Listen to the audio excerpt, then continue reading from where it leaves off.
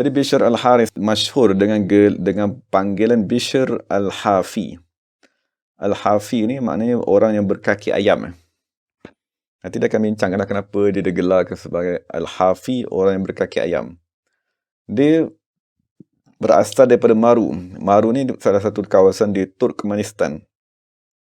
Kemudian dia pergi ke Baghdad dan dia meninggal dunia di Baghdad. Meninggal dunia pada tahun 227 Hijrah. Maksud salah seorang yang amat agung. Salah seorang daripada ulama yang teragung pada kurun ketiga Hijrah. Dan salah seorang guru ni adalah Syekh Fudail bin Iyad radhiyallahu anhu. Jadi dia tidak memakai kasut. Bishr ni, bin Harith ni, dia tak pakai kasut. Satu ketika dia pergi kepada satu pintu rumah dan dia ketuk pintu. Dan orang pun tanya, siapa kat pintu tadi? Maka dia kata, aku ialah Bishr al-Hafi. Maksud al-Hafi tu dia sendiri letak pada diri dia. Kemudian ada seorang budak perempuan dalam rumah tu kata, kalaulah dia tadi pergi beli kasut dengan harga 1 dirham, nescaya akan hilanglah nama Al-Hafi tadi. Maksudnya, bila kita kata, macam kita kata Zaid berkaki ayam. Maksudnya kita nak tak kita namakan diri kita, contoh nama kita Zaid, saya ialah Zaid berkaki ayam. Tak ada siapa pun nak. Sebab kita takkan meletakkan satu gelaran yang menghinakan diri kita. Ni kita bincang tasawuf tadi. Bila dia kata, aku ialah Bishr al-Hafi. Al-Hafi tu dia bukan puji diri dia. Dia mengutuk diri dia. Maksudnya dia memberikan satu gelaran untuk merendahkan nafsunya, untuk menghinakan dirinya. Itu makna al-Hafi tadi. Dan bila orang dengar al-Hafi pun orang kutuk je. Orang kata, apalah, kaki ayam tak pakai kasut. Tapi tak apa, sebab dia memang tak ada niat membanggakan dirinya. Cuma mereka berkata, kenapa dia tak pakai kasut sampai dia meninggal dunia? Maksudnya dia kata satu ketika dia memang ada kasut. Ni sebelum tu lah. Kemudian dia pergi. Tiba-tiba salah satu dia punya kasut zaman dulu ni dia ada tali. Dia ada tapak daripada kulit. Lepas tu dia tali dekat atas tu. Tiba-tiba tali yang mengikat kasut dia tadi putus. Jadi apabila putus tadi, dia pergi berjumpa salah seorang tukang kasut. Dia kata, minta, boleh tak bagi aku tali? Maksudnya dia tak ada duit nak beli. Jadi dia minta lah orang tu sumbangkan kepada dia tali kasut. Jadi apabila dia kata macam tu, maka orang yang penjual kasut tadi herdik dia, marah dia. Dia kata, korang ni orang fakir-fakir miskin ni asyik menyusahkan manusia, dia kata. Maksudnya dia datang nak minta tali kasut kan. Tapi tukang kasut tadi kutuk. Dia kata, memang orang fakir-fakir ni semua menyusahkan, dia kata. Maka semenjak daripada tu, dia ambil kasut tadi, dia baling. Kan? Dan kasut yang sebelah lagi dia pun dia buang. Dia kata dia bersumpah tidak akan pakai kasut selama-lamanya. Itu riwayat lah menceritakan tentang salah satu sebab mengapakah dia tadi tak memakai kasut. Dia ada di beberapa riwayat yang lain lah. Wallahu alam. Dan sekarang ni kita nak baca kenapakah nama dia tadi diangkat oleh Allah Subhanahu Wa Taala. Jadi satu ketika dia tadi berjalan di tengah jalan dan dia jumpa satu kertas ni. Ini maksudnya kita nak tengok macam mana amalan orang di zaman dahulu. Masa dia tengah berjalan, dia jumpa satu kertas yang tertulis nama Allah. Jadi sebab kertas itu tercampak di tengah jalan, jadi tunggangan-tunggangan pun pijak, orang jalan pun pijak, tak perasan. Jadi apa yang dia buat? Dia ambil kertas tersebut, dan dia ni memang fakir, miskin, tak ada duit. Jadi dia ambil 1 dirham, dia beli minyak wangi. Kemudian dia wangikan kertas dia tu. Kemudian dia letak di celah dinding yang tinggi. Maksudnya tak adalah orang pijak lagi. Maka tiba-tiba dia dengar satu suara berkata, Ya Bishru, wahai Bishr, tayyab tasmi. Kamu telah mewangikan namaku. La utayyiban nasmaka fid dunya wal akhirah. Maka aku akan mewangikan nama kamu di dunia dan di akhirat. Inilah janji Allah Subhanahu Wa Taala. Jadi, maksudnya Bishr al-Hafi ni, dia terkenal dengan penerimaan seluruh manusia kepada dia. Maksudnya kalau ada mana-mana manusia yang dah bila berkenalan dengan Bishr al-Hafi ni, ada rasa benci ataupun rasa tak suka, ataupun ada rasa apalah orang ni, kan, tak bagus, maka itu tanda kita tadi ada sifat munafik. Sebab Allah dah janji, aku akan jadikan nama kamu tadi baik di dunia dan di akhirat. Dan diriwayatkan daripada Syekh Abu Ali Daqqaq berkata, satu ketika Bishrun tadi berjalan di tepi-tepi manusia. Lalu orang yang kiri kanan tadi berkata, kamu tengok ni. Tengok lelaki ni. Maksudnya orang tunjuk kepada Bishr tadi. Dia ni orang yang tak tidur malam. Sepanjang malam tak tidur. Dan tidak berbuka puasa. Dan tidak makan melainkan 3 hari sekali. Maksudnya dia tak ada pun ibadat macam tu. Kan? Dia memanglah dah suka beribadat. Tapi tak sampai macam tu pun. Jadi apabila dia dengar orang cakap macam tu. Fabaka Bishrun. Maka Bishrun pun menangis. Maka orang tanya, kenapa pula menangis? Dia kata aku tak pernah teringat pun yang aku ni pernah berjaga malam daripada maghrib sampai ke subuh. Dia tak pernah pun, dia kata. Aku biasa malam tidur je. Dan dia kata aku tak pernah pun berpuasa, melainkan maghrib aku berbuka je. Tapi dia kata apa? Tetapi Allah Subhanahu Wa Taala mencampakkan di dalam hati manusia lebih banyak daripada apa yang manusia tu buat sendiri. Ini salah satu sifat Allah Subhanahu Wa Taala. Kita buat contohnya satu amalan, tapi Allah Subhanahu Wa Taala, Allah hiaskan amalan tadi tu, kemudian Allah Taala bagi tahu manusia. Maksudnya bila kita tolong orang, macam ni kita orang tu tolong kita dengan ni, tolong angkatkan barang daripada kereta sampai kepada rumah. Bila kita nak puji orang tu, kita kata, dia angkat barang saya, hui, jauh betul. Kan 1 kilo dia bawa barang tadi. Maksudnya, daripada cerita tu, orang tu tak angkat 1 kilo pun, kilometer barang pun. Dan dia kata, oh, dia ni tiap-tiap hari tolong saya angkat barang. Padahal orang tu angkat sekali je semua hidup. Tapi apabila kita nak cerita tentang kebaikan orang, maksudnya salah satu sifat Allah Subhanahu Wa Taala, dia mentakzimkan. Dia menggandakan cerita tu. Dan itu yang sepatutnya kita buat. Kan maksudnya, memang. Maksudnya, contohnya isteri kita berbuat baik. Maka bila kita nak cerita tentang kebaikan tadi, kita cerita biar berlebih-lebihan. Dia bukan atas makna menipu. Tapi itu ialah sifat Allah Subhanahu Wa Taala. Mengagungkan sesuatu perkara walaupun perkara tadi kecil. Jadi kata Allah buat dari itu, lutfan minhu, kerana lemah lembut Allah Subhanahu Wa Taala, wa karaman, kerana Allah tadi amat pemurah. Maksudnya kita sekarang ni nak puji orang pun kedekut. Jadi itu satu masalah yang kita takut tadi. Kalau nak puji orang pun kita berkira. Maksudnya kalau nak kutuk orang senang je. Oh, kalau kutuk berjam-jam bertahun-tahun boleh kutuk. Tapi bila kita nak puji orang tadi, nak cerita kebaikan orang pada diri kita, itu susah sangat nak cakap. Berfikir macam-macam tak cakap-cakap. Dan Ibrahim Ibn Harbi berkata,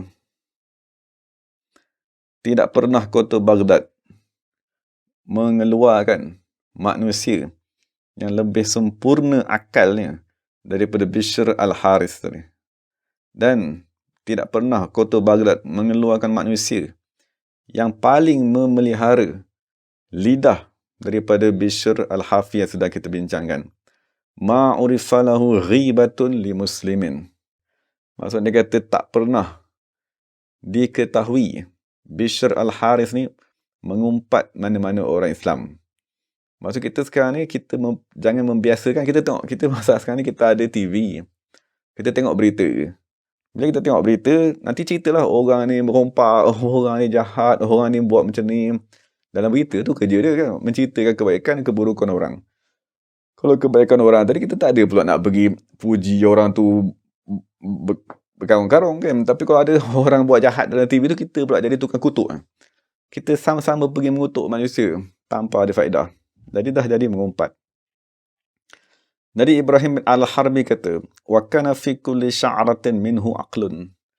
Sesungguhnya pada setiap helaian rambut Bishr al-Haris tadi seolah-olah ada akal. Maksudnya dia boleh berfikir.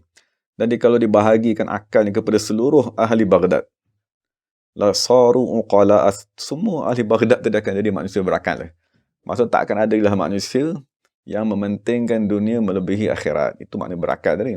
Maksudnya orang yang paling sempurna akal ialah orang yang mengutamakan akhirat, tidak mengutamakan dunia. Dan dia kata kalau dibagi kepada seluruh ahli Baghdad tadi pun, tidak akan kurang akannya walaupun sedikit. Dan Bishr al-Harith berkata, aku bermimpi berjumpa Nabi Muhammad sallallahu alaihi wasallam. Kemudian Nabi berkata kepadaku, wahai Bishr, adakah kamu tahu kenapa Allah Subhanahu wa taala mengangkat darjat kamu di antara sahabat, di antara orang yang sezaman dengan kamu? Maka aku berkata, tidak wahai Rasulullah SAW. Maka Nabi kata, Allah mengangkat darjat kamu kerana kamu tadi mengikut sunnahku dan kamu berkhidmat kepada orang-orang soleh dan kamu menasihati saudara-saudara kamu, sahabat-sahabat, dan kamu mencintai ashabi, sahabat-sahabat baginda. Kan maksudnya dia mencintai Sayyidina Abu Bakar dan semualah sahabat-sahabat ahli Badar, ahli Uhud, wa ahli baiti, dan kamu amat mencintai ahli keluargaku, ahli bait. Itulah sebab kenapa Allah menyampaikan kamu kepada tempat yang amat tinggi. Dan Bilal bin Khawas, dia berkata, satu ketika aku berjalan, tiba-tiba ada seorang berjalan di sebelahku. Ini Bilal al-Khawas dia cerita. Ada orang berjalan melintas di sebelahku, kemudian aku berasa amat teruja dengan orang yang berjalan sebelahku tadi. Maka diilhamkan kepadaku, orang yang berjalan di sebelahku tadi ialah Nabi Khidir alaihi salatu wassalam. Maka aku pun bertanya, bihaqqil haq man anta, dengan nama Allah Subhanahu wa taala, siapakah kamu? Maka Nabi Khidir menjawab, dia kata, aku kan Khadir, aku ialah saudara kamu Nabi Khidir. Maka aku pun kata, uridu an as'alaka, aku nak bertanya kepada kamu beberapa soalan. Maka Nabi Khidir pun kata, sal, tanyalah. Maka aku pun tanya, ma taqulu fi Syafi'i, apakah pendapat kamu tentang Imam Syafi'i? Faqala, maka Nabi Khidir berkata, huwa minal autad, dia adalah salah seorang daripada wali autad, maksudnya 4 wali yang menjaga 4 penjuru dunia. Faqultu, lepas tu dia tanya lagi, ma taqulu fi Ahmad bin Hanbal radhiyallahu anhu, maksudnya tanya pula Imam Ahmad bin Hanbal. Maka Nabi Khidir kata, rajulun siddiq, itulah manusia yang amat benar. Dan akhir sekali dia tanya, ma taqulu fi Bishrinil Harith al-Hafi, apakah yang nak kamu kata pada Bishr ibn Harith al-Hafi tadi? Maka Nabi Khidir alaihi salatu wasallam berkata, lam yukhlaq ba'dahu mithluhu, maknanya tidak pernah dicipta selepas Bishr bin Harith al-Hafi tadi mithluhu, manusia seumpamanya lagi. Maksud itu ialah keagungan Bishr al-Harith yang disahkan oleh Nabi Khidir alaihi. Dan ini ialah ilmu laduni lah yang Allah Ta'ala kurniakan kepada Nabi Khidir. Maksudnya dia tadi dikasyafkan tentang semua sifat manusia.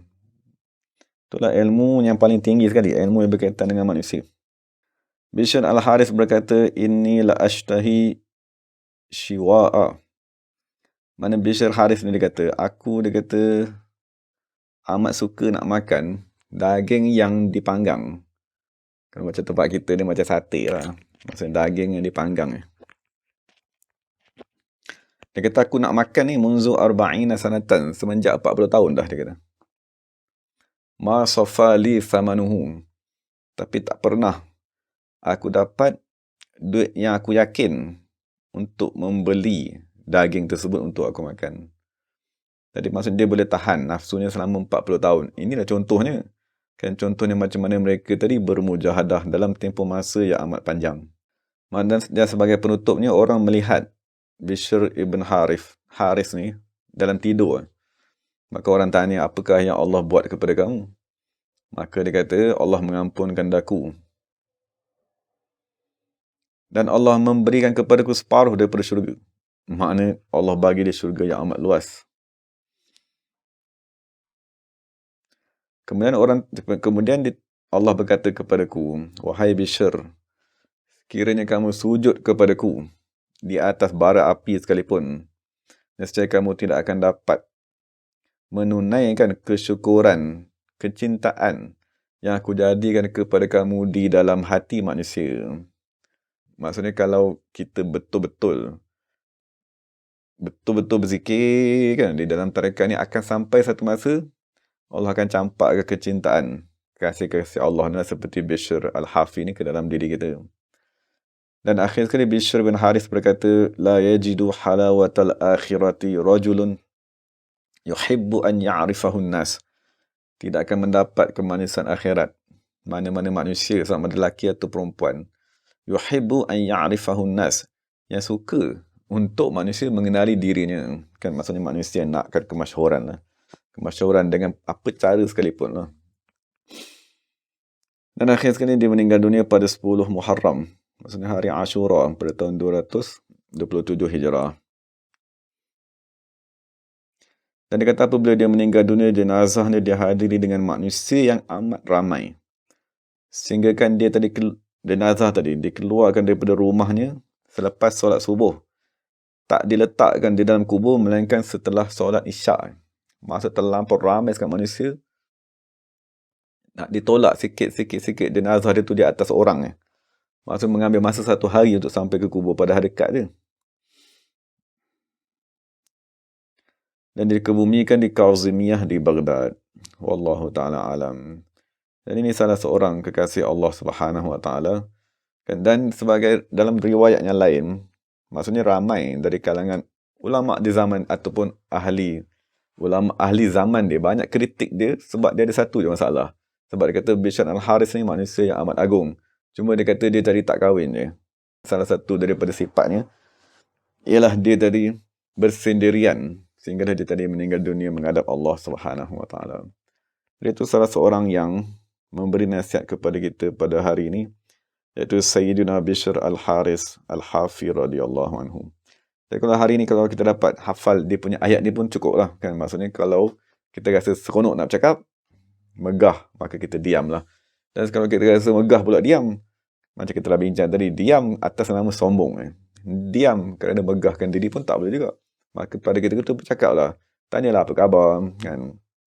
Ucapkan terima kasih kepada orang. Apa lagi, macam doakan kepada manusia dan seumpamanya. Wallahu ta'ala alam. Jadi segala yang baik itu daripada Allah Subhanahu wa ta'ala. Segala salah silap itu daripada diri saya sendiri. Wa aqulu qawli hadha wa astaghfirullahalazim li wa lakum wa lisa'il muslimin wal muslimat. Assalamualaikum warahmatullahi wabarakatuh.